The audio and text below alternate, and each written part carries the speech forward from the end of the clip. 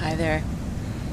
So I've come to talk to you about an important subject today when it comes to healing and understanding a difficult relationship that you might have found yourself in. And that's the subject of grooming. Now, most of the time we hear the word grooming, we think of combing our hair and polishing our nails and shaving our legs and stuff like that. But when it comes to psychology, grooming is all the little tricks that people use as manipulation. And it's a very deep and multi-layered subject. We often hear about it referred to more often with children being groomed by adults. In the case of pedophiles, for example, where they will, let's say, show empathy for animals or show concern that something bad's going to happen in order to get a child to trust them, that they're a good person, and then get them to follow them or do things later, let alone gifts, candy, compliments, extra attention, but for a purpose. Adults also groom adults.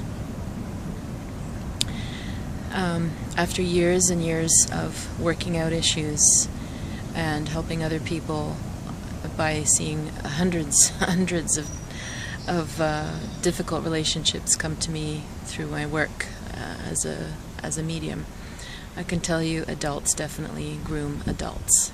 Now,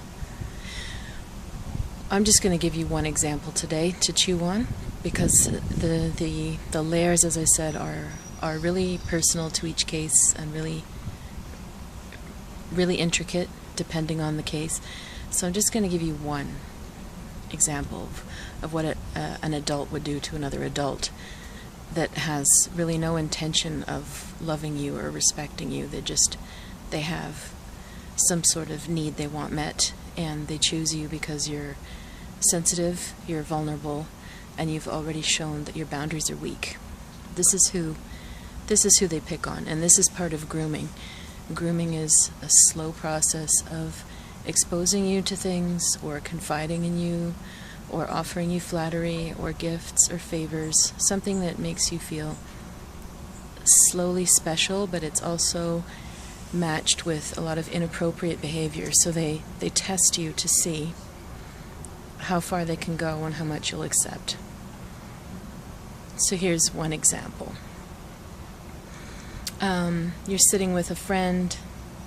The friend is male, you're female. The male is already married. They don't know you that long, and they start to confide a secret to you about their marriage, and they say, "Oh, only you, I'm only telling you, it's so hard for me with my wife, I can't talk to anyone, and I'm telling you." Now, how do you know that that's not sincere versus somebody who's played this game before and drawing you into their confidence?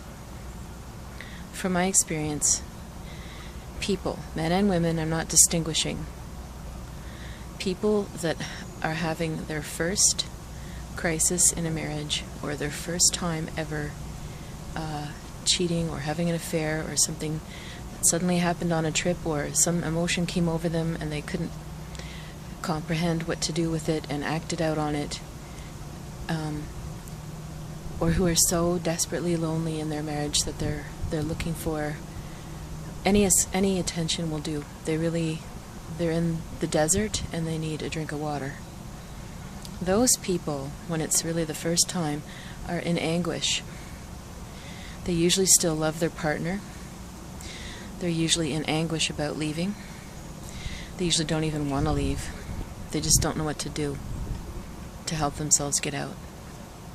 They're vulnerable because they've been feeling unloved or neglected for far too long, or because the person that shows up just represents something they so strongly miss or wish for that they find they can't. It's a moment of weakness. Those people, from my experience, tend to not fulfill the whole affair for very long.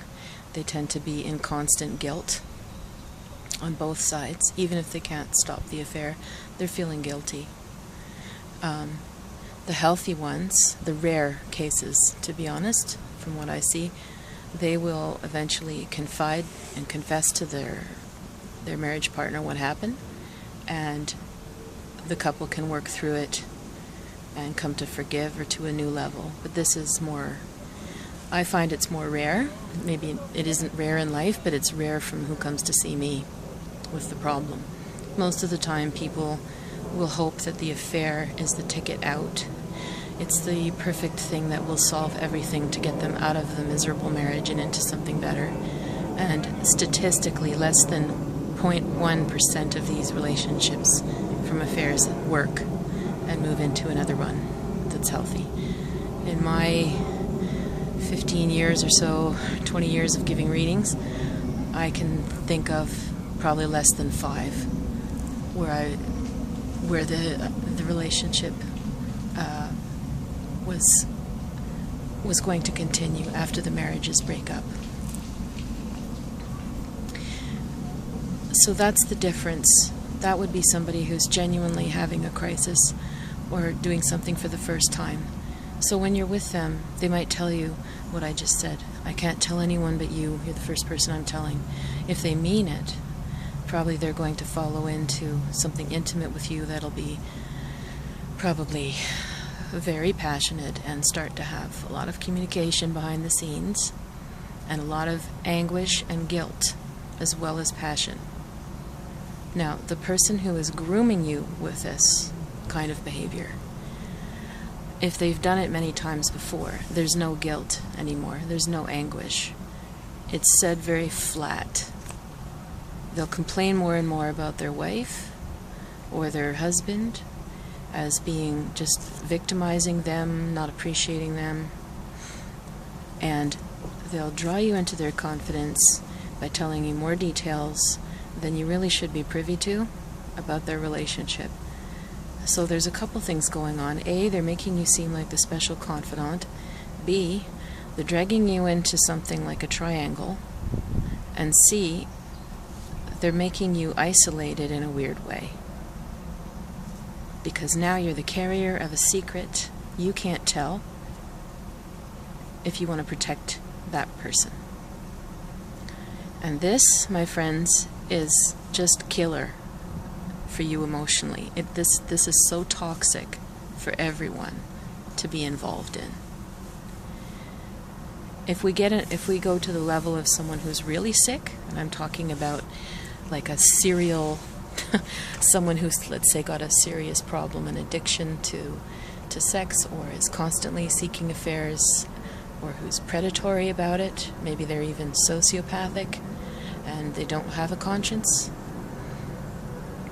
it's very dangerous to be privy to those secrets, because you will be kept on the side and they want you there. They want you in a little box where they control how much information and exposure and attention they give you and how much you're allowed to ask for.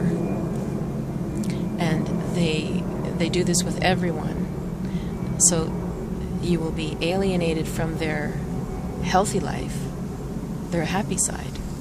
They only want you when they need, usually sex, or when they want somebody to dump their problems on because they want full sympathy and they want you to be fully available. Now there's so many ways that can play out that are, gut-wrenching to seemingly romantic, wow, blissful at the time, or just the downright nasty kind of ways that this can play out. But the main point here is, if you are being groomed by somebody not worth your time,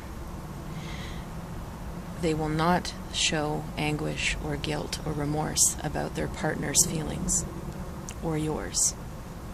It will all be about their narcissistic self-pity and their victimhood and how you can fill that need for them.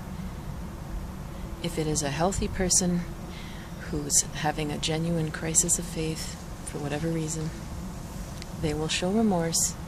They will be in anguish about their partner's feelings, their feelings and your feelings, kids if they're involved, it's not a happy place for anyone to be when any marriage is being tested like this.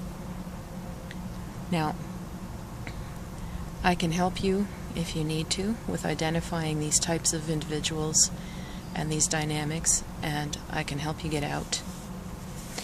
So you should contact me on my website, river-rain.com, and I could give you further resources, and we could start to work together so that you don't have this pattern in your life and you heal this pattern if you have it in your life.